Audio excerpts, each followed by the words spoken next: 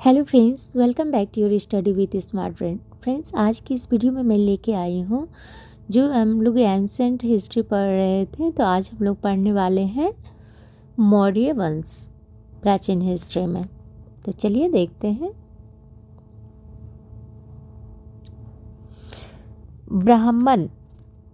ब्राह्मण साहित्य के अनुसार क्षुद्र, जैन व बौद्ध साहित्य के अनुसार क्षत्रिय वंश। विशाख दत्त की मुद्रा राक्षस के अनुसार ब्रिशल निम्न वर्गीय रोमिला थापर के अनुसार वैश्य। सर्वाधिक मान्य मत क्षत्रिय। अब हम लोग देखते हैं चंद्रगुप्त मौर्य, जो कि 322 से लेकर 298 BC तक। चाणक्य ने इसे 1000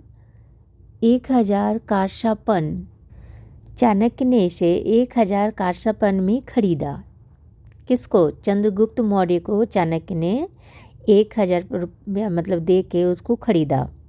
उसके बाद उसका शिक्षा कहाँ दिया गया? तो इसे तक्षशिला में दिया गया। चंद्रगुप्त को शिक्षा तक्षशिला में दिया गया। 1000 रुपये में खरीदा, उसके बाद उसे तक्षशिला में शिक्षा देने लगे। यूनानी इतिहासकारों ने इसे सैंड्रोकोटस एवं एंड्रोकोटस के रूप में उल्लेखित किया है। विलियम जोन्स ने बताया कि चंद्रगुप्त मौर्य ही सैंड्रोकोटस हैं। तो विलियम जोन्स ने क्या बताया कि चंद्रगुप्त मौर्य ही सैंड्रोकोटस हैं, जो कि 305 BC में सिकंदर के सेनापति सेल्यूकस निकेटर के साथ उसका विवाह हुआ।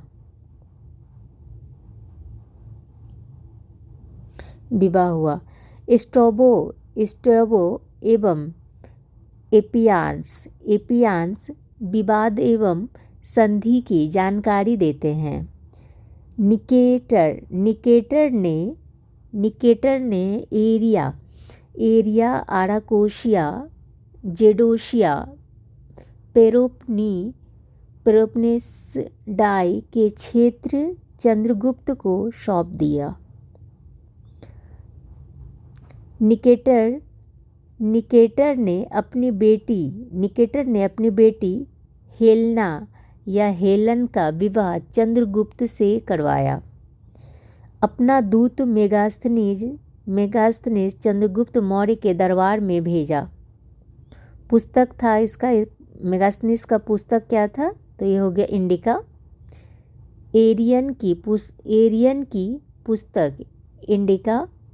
Pliny natural history. टॉमस की पुस्तक ज्योग्राफी। अज्ञात लेखक पेरिपल्स ऑफ द एरिथियन सी। इसने भारतीय बंदरगाहों की जानकारी दी। चंद्रगुप्त मौर्य ने निकेटर को 500 हाथी दिए। 298 BC में चंद्रगुप्त ने श्रवणबेला गोला में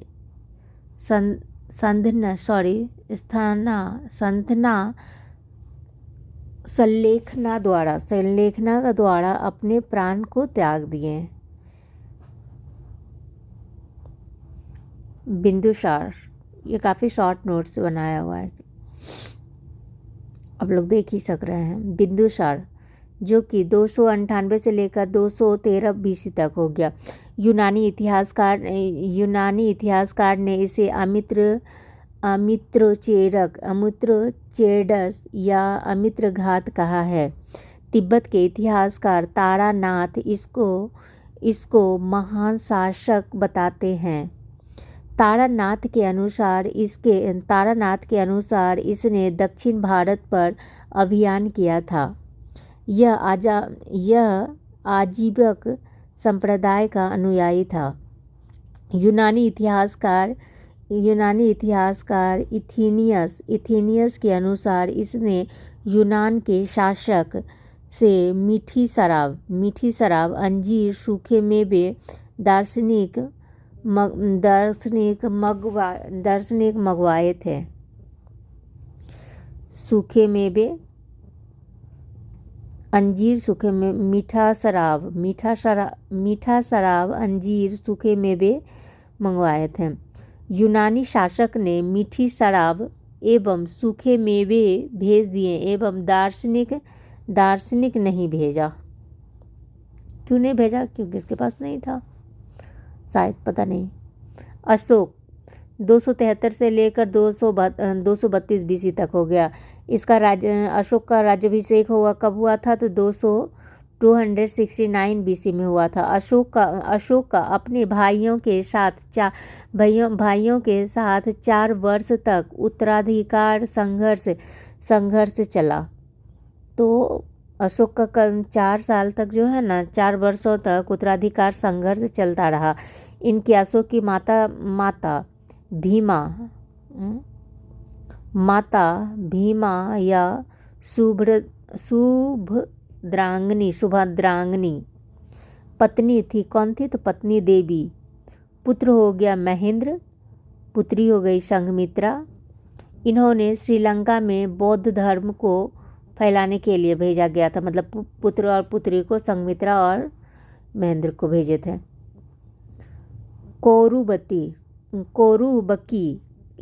करुबकी पुत्र तीबर। करुबकी की कौन हो गया? तो पितर हो गया, तीबर हो गया। रानी के अभिलेख में इन दोनों का उल्लेख मिलता है। पद्मावती का पुत्र हो गया कौन? तो कुणाल। तो यहाँ पर में जो बताया जा रहा है, इनकी पत्नी हुई आपको, अशोक की पत्नी हो गई देवी कोरुबकी या कारुबकी। उनका पुत्र, उसके बाद पद्मावती, तिस्यरक्षा, ये सब उनकी पत्नी है, 4 बीबी। इसने कुणाल की आंखें फुड़वा दी। तिस्यरक्षा जो थी ना, उसकी बीवी, उसने जो है ना कुणाल की आंखें फुड़वा दी। जो 3rd बीवी थी, उनका बच्चा जो हुआ था कुणाल, उसका आंखें फुड़वा दी 4थी बीवी ने। अशोक ने तिस्यरक्षा को जिंदा जलवा दिया। इस वजह से वो जो आंखें फुड़वा दिया गया, इसलिए 4थी बीवी को जो है ना अशोक ने जिंदा जलवा दिया था। अपने शासनकाल के 8 वर्ष में अशोक ने कलिंग पर आक्रमण किया। कलिंग की राजधानी तोसली थी। खारवेल के हाथी गुम्फा अभिलेख के अनुसार कलिंग का राजा नंदराज था। इस युद्ध में 1 लाख लोग मारे गए एवं 1.50 लाख लोगों को बंदी बनाया गया। इस युद्ध के पश्चात अशोक ने युद्ध घोष के स्थान पर धम्म नीति या धम्म घोष को अपनाया। अशोक का धम्म। कल्हन की राजतरंगी के अनुसार अशोक पहले भगवान शिव का भक्त था। उसने श्रीनगर शहर बसाया एवं वहां शिव मंदिर का निर्माण करवाया। अशोक ने नेपाल में ललित पाटन एवं उसकी पुत्री चारुमती ने देवी पाटन शहर बसाया। कल्हन ने दीपवंश एवं महावंश के अनुसार सुसीम के पुत्र निग्रोथ ने अशोक को बौद्ध धर्म में दीक्षित किया। अशोक मोगली पुत्र तिस्य के कारण बौद्ध धर्म में प्रभावित हुआ। अशोक मोगली पुत्र थे, इसके कारण बौद्ध धर्म में प्रभावित हुआ था। दीपवंश व महावंश, सिंघल साहित्य। दिव्यावदान पुस्तक एवं चीनी यात्री वैनसांग के अनुसार उपगुप्त ने अशोक को बौद्ध धर्म में दीक्षित किया। अशोक ने अपने शासक के 10 वर्ष में बोध गया एवं 10 वर्ष में लुम्बिनी की यात्रा की। भाब्रू अभिलेख से अशोक के बौद्ध होने की जानकारी मिलती है। कहाँ से? भाब्रू अभिलेख से मिलती है। अशोक का धम्म, यह अशोक की आचार संहिता थी। इसका बौद्ध धर्म से कोई संबंध नहीं है। इसमें माता पिता की सेवा, अतिथि का सत्कार, सबका कल्याण जैसी शिक्षाएं हैं। अशोक ने धम्म यात्राओं का आयोजन करवाया। इसने स्वर्ग की झांकियां निकाली जाती थी। अशोक ने धम्म के प्रचार प्रसार हेतु अभिलेख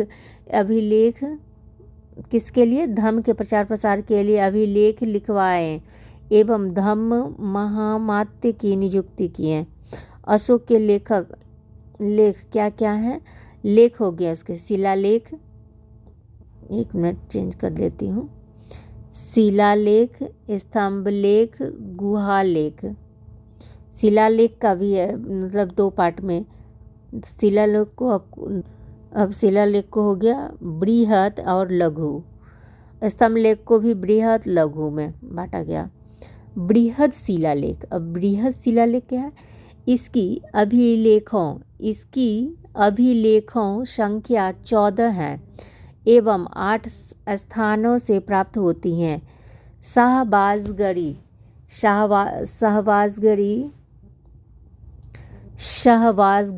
मानसेहरा,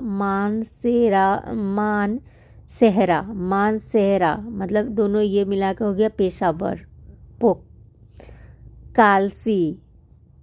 कालसी, जूनागढ़, सोपारा, धौली, जोगरा या एरगुड़ी। पृथक कलिंग प्रज्ञापन। अशोक के 13वें अभिलेख में कलिंग आक्रमण की जानकारी देता है, लेकिन धौली व जोगर में समस्त प्रजा को अपनी संतान के समान बताते हैं। लघु शिलालेख, इसमें अशोक की व्यक्तिगत जानकारियाँ मिलती है। मास्की, गुर्जरा और उदयगोलम, नेट्टूर, इनमें अशोक के नाम का उल्लेख मिलता है। अन्य अभिलेखों में अशोक की उपाधि देवानाम प्रियादर्शी का उल्लेख मिलता है। भाब्रू। बृहद स्तंभ लेख। अभिलेखों की संख्या 7 है एवं यह 6 स्थानों से प्राप्त होते हैं। प्रयाग प्रशस्ति, यह मूल रूप से कौशाम्बी में था। अकबर ने इसे प्रयाग में स्थापित करवाया। अशोक, रानी, समुद्रगुप्त, बीरबल और जहांगीर, यही थे। टोपरा कहाँ है? तो दिल्ली में है।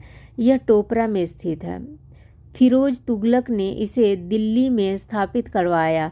इस पर पूरे 7 अभिलेख मिलते हैं। एकमात्र 7वें अभिलेख में जैन धर्म एवं आजीवक धर्म की जानकारी मिलती है। मेरठ दिल्ली अभिलेख मूल रूप से मेरठ में था। फिरोज ने इसे दिल्ली में स्थापित करवाया। लोरिया और राज, लोरिया नंदनगढ़, रामपुरवा बिहार, ये सब कहाँ है तो बिहार में है। लघु स्तंभ लेख हो गया, इनमें अशोक की राजनीतिक घोषणा मिलती है। रुमिनदेह अभिलेख, इसमें मौर्य काल की आर्थिक नीति, राजस्व नीति की जानकारी मिलती है। अशोक ने भू राजस्व घटाकर 1/6 से लेकर 1/8 कर दिया। सारनाथ अभिलेख और सांची अभिलेख। सारनाथ, इस अभिलेख में अशोक बौद्ध संघ में फूट डालने वालों को चेतावनी देता है और कहता है जल रहने लायक स्थान नहीं है। जेल रहने लायक स्थान नहीं है एवं कैदी श्वेत वस्त्र धारण करते हैं। गुहा लेख। अशोक ने कर्ण, चौपर एवं सुदामा आजीवक साधुओं हेतु तथा विश्व झोपड़ी गुफाओं का निर्माण करवाया। अशोक के अभिलेख प्राकृतिक भाषा, प्रादेशिक, स्थानीय में लिखे गए हैं। अशोक के अभिलेख की लिपियां ब्राह्मी लिपि, ख्रोष्टी लिपि, आरामेइक, ग्रीक, यूनानी। 1750 में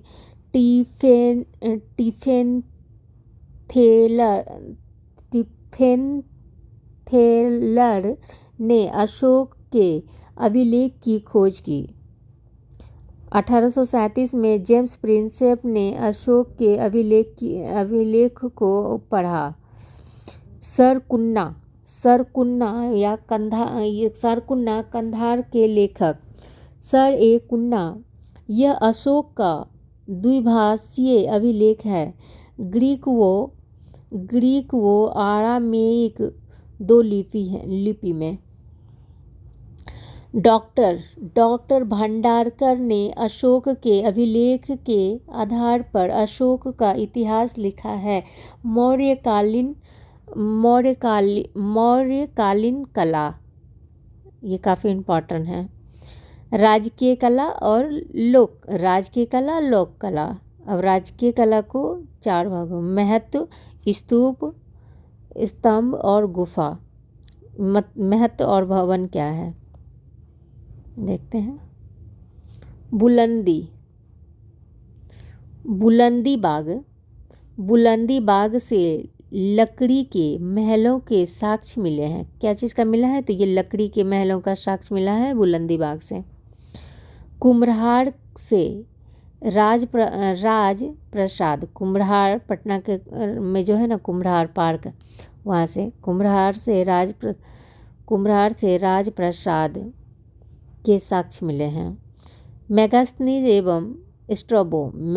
एवं स्ट्रैबो पाटलिपुत्र के महलों व नगर नियोजन की प्रशंसा करते हैं। एरियन पाटलिपुत्र के महलों को सुरक्षा एवं एक वेतना के महलों से अधिक सुंदर बनाता है। फाहियान चीनी यात्री के अनुसार ऐसे महलों का निर्माण केवल देवता या दानव कर सकते हैं। स्तूप, अब देखते हैं हम लोग स्तूप। बौद्ध साहित्य के अनुसार अशोक ने 34,000 स्तूपों का निर्माण करवाया। पीपर बहा स्तूप जो कि यूपी में है, प्राचीनतम स्तूप। सारनाथ स्तूप ये भी है आपको यूपी में। सांची का स्तूप है एमपी। इसके तोरण सुंदर हैं, इसका जो है ना तोरण वो बहुत सुंदर है। धर्मराजिका स्तूप, धर्मराजिका स्तूप, तक्षशिला, सारनाथ, ये चारों मौर्यकालीन स्तूप हैं। स्तूप स्तूप का परिचय, स्तूप एक परिचय। स्तूप का शाब्दिक अर्थ होता है ढेर। स्तूप का पहला उल्लेख ऋग्वेद में मिलता है। स्तूप 4 प्रकार के होते हैं। शारीरिक स्तूप, परिभौमिक स्तूप और उद्देशिका स्तूप और पूजार्थक स्तूप। अभी लोग को देख लेते हैं। शारीरिक स्तूप, इसमें भगवान बुद्ध के अवशेष को रखा गया है, जैसे दांत और हड्डी की संख्या हड्डी संख्या हो गया आपको 8+1। और परिभौमिक स्तूप, भगवान बुद्ध से संबंधित वस्तुएं, जैसे बुद्ध का भिक्षा पात्र और जूता को रखा गया है। उद्देशिका स्तूप, भगवान से संबंधित स्थान व प्रतीक को रखा गया है। पूजार्थक स्तूप, आस्था के केंद्र के रूप में। अब ये हो गया आपको छत्र हो गया हर्मिका, इसको हर्मिका कहते हैं।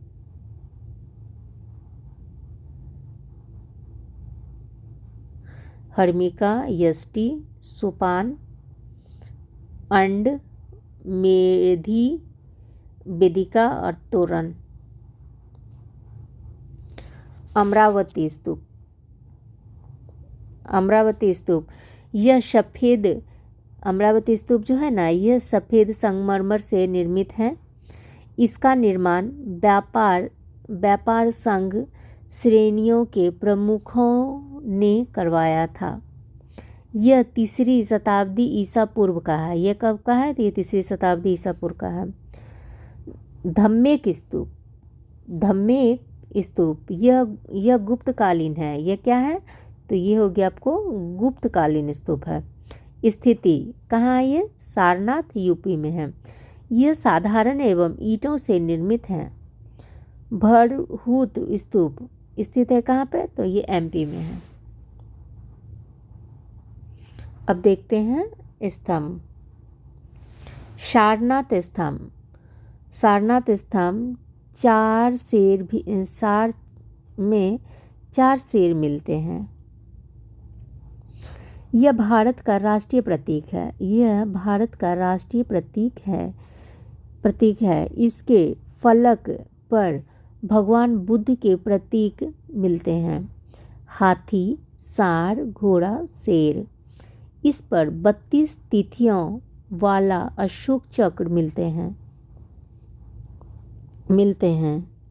अब यहाँ पर मैं मतलब फिगर के द्वारा ये फिगर बनाया था। यहाँ पे पशु का आकृति हो गया, यहाँ पर में कमल हो गया, यहाँ पर यष्टि हो गया, कमल हो गया, फिर यहाँ पर में आवाम मुँह की कमल है। यहाँ पर राष्ट्रीय ध्वज के अशोक चक्र में 24 तिलियाँ हैं।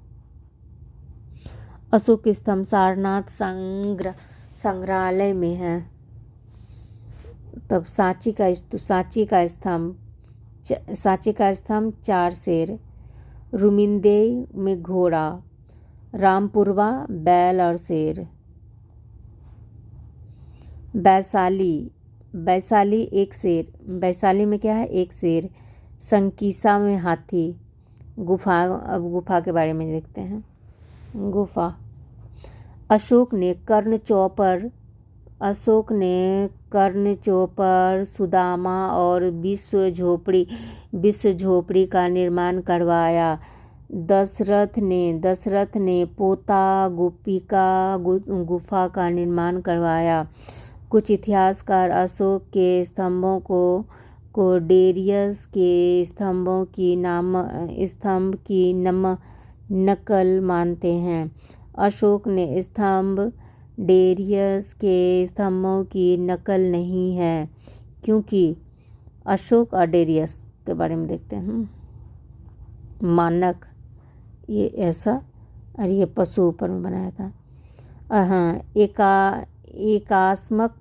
एकास्मक पत्थर का, और ये बनाया था जो अलग अलग पत्थरों से बना हुआ था। इनका स्वतंत्र था ये महल के हिस्से में था। ये अवानमुखी कमल था, और ये था सीधा कमल, ऐसे सीधा जो दिख रहा है, और ये नीचे गिरा हुआ है। पशु की आकृति इसमें थी, इसमें मानव की आकृति बनी हुई थी। ये सब में स्तंभ सपाट था, ये वाला स्तंभ पूरा सपाट था, प्लेन था, और ये था स्तंभ नलीदार बना हुआ था, डिजाइनदार। लेख युक्त है, ये वाला में लिखा पढ़ा हुआ था, लेकिन ये वाला में लिखा पढ़ा हुआ नहीं था, इसमें लिखा पढ़ा नहीं था। लोक कला। मौर्यकालीन समय में यक्ष एवं यक्षिनियों की मूर्तियाँ बनाना आरंभ हो गई थी। मथुरा के पास परखम से एक यक्ष की मूर्ति मिलती है, जिससे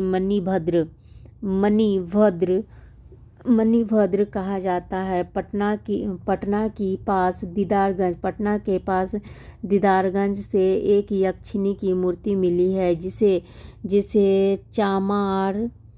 चमार गृहिणी या चंबर गृहिणी कहा जाता है। धौली से पत्थर को वो जो क्या बोलते हैं, धौली से पत्थर को काटकर बनाया हाथी मिलता है। बुलंदी बाग से एक पहिया मिला है। अब देखते हैं प्रशासनिक व्यवस्था कैसा था उसके समय में। सम्राट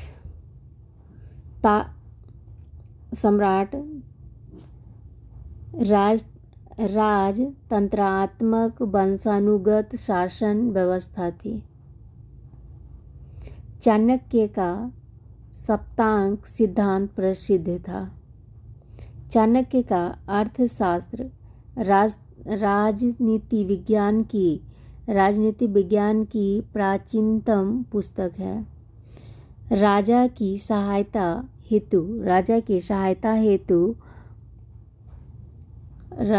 सहायता हेतु 18 मंत्री होते थे, जिन्हें तीर्थ कहा जाता था। 3 से 4 प्रमुख मंत्रियों को मंत्रीन कहा जाता था। पुरोहित, युवराज, सेनानी, अन्य प्रसिद्ध तीर्थ। समाहर्ता, राजस्व अधिकारी। सन्निधाता, कोषाध्यक्ष। कर्मांतिक, कल कारखानों का प्रमुख।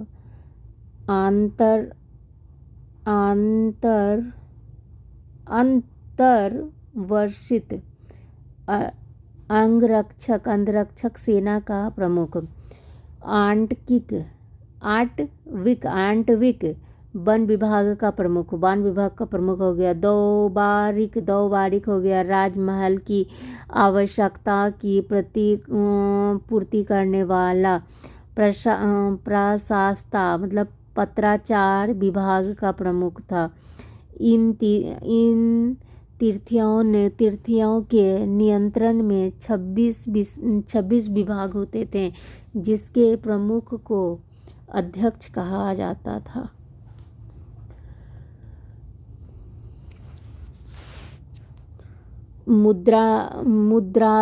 मुद्राध्यक्ष कौन हो गया? तो ये हो गया पासपोर्ट विभाग का प्रमुख।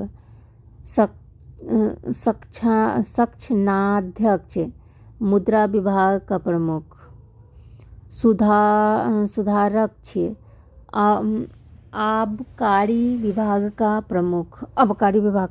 सुनाध्यक्ष, बुच खाने का प्रमुख, बुच खाने का प्रमुख। लवणाध्यक्ष, लवणाध्यक्ष हो गया नमक विभाग का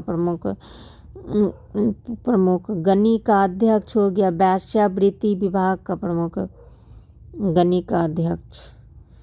आखराध्यक्ष हो गया खनिज विभाग का प्रमुख।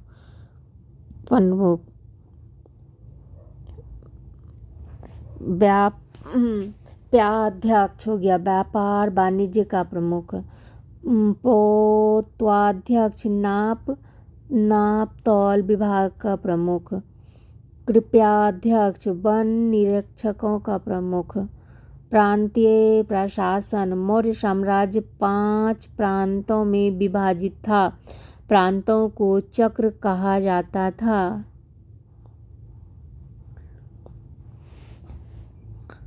अवंती पथ उज्जैन में, कलिंग पथ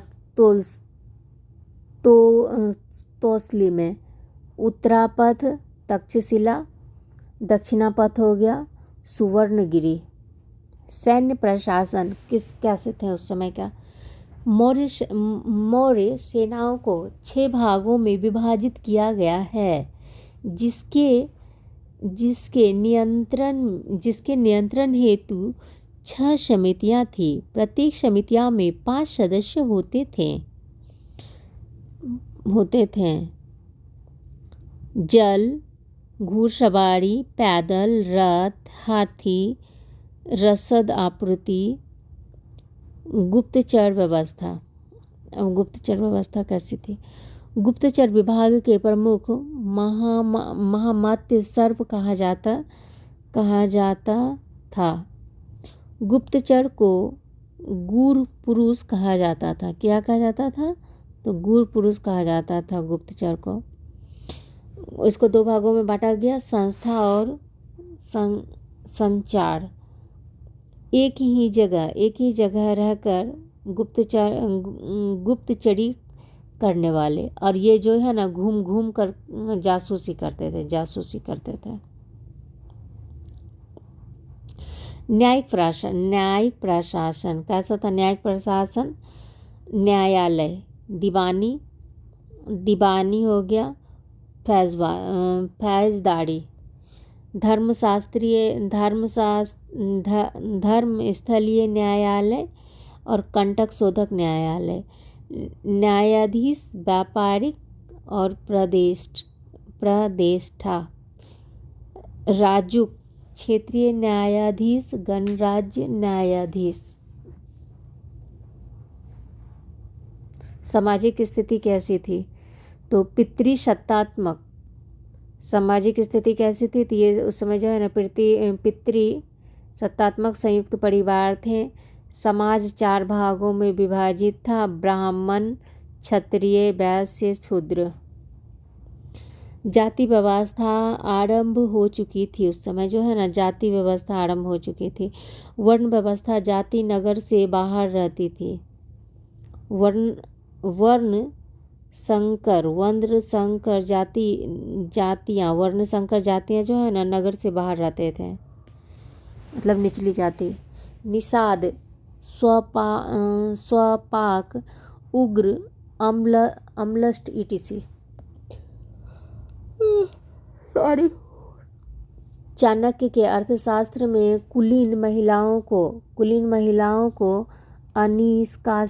अनिष्कासिनी कहा गया है। विधवा विवाह का प्रचलन कम हुआ।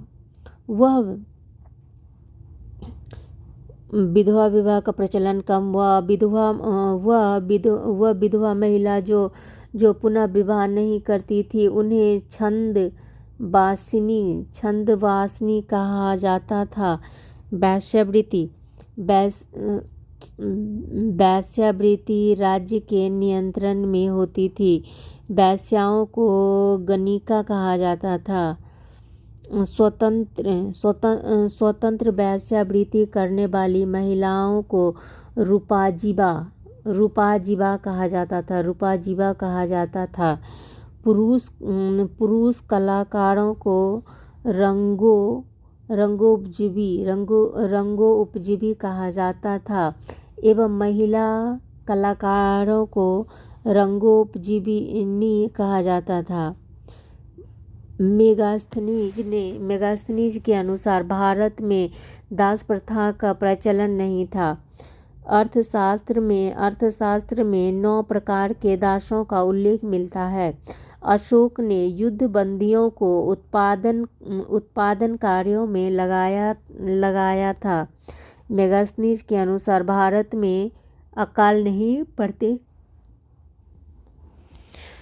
सहगौरा तथा महास्थान नामक अभिलेखों से अकाल राहत कार्यों की जानकारी मिलती है। मेगास्थनीज ने शिव को डायोनिस तथा कृष्ण को हेराक्लीज शिव को डायोनिस और हेराक्लीज कहा है। उसके अनुसार भारतीय देवताओं की मूर्तियाँ बनाते थे। उसके अनुसार भारतीयों को लिखना नहीं आता था।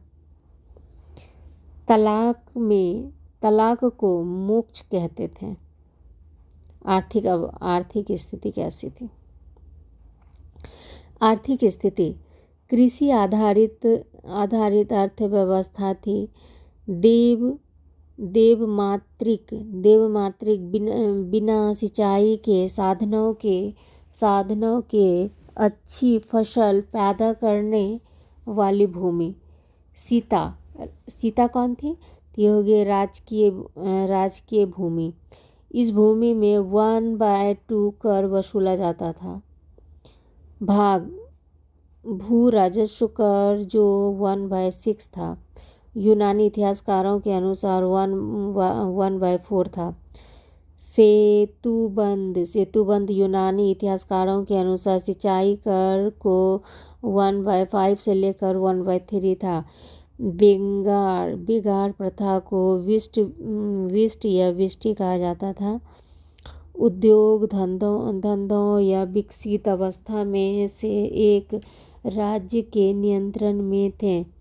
सूती वस्त्र उद्योग प्रमुख उद्योग था। अर्थशास्त्र में कुम्हार का उल्लेख नहीं मिलता है। मुद्रा प्रणाली का आरंभ हो चुका था। सोने का सिक्का सुवर्ण, चांदी का सिक्का कांसारपन धरणपन, तांबे का सिक्का भाषक काकनी। यह सिक्के आहत पंचमार्क सिक्के थे। Thank you friends. ये चैप्टर यहीं पे कंप्लीट होती है। फ्रेंड्स अगर आप लोगों को पसंद आती है तो प्लीज़ फ्रेंड्स वीडियो को लाइक कीजिए, शेयर कीजिए, सब्सक्राइब कीजिए, जितना ज़्यादा शेयर कीजिए। Thank you.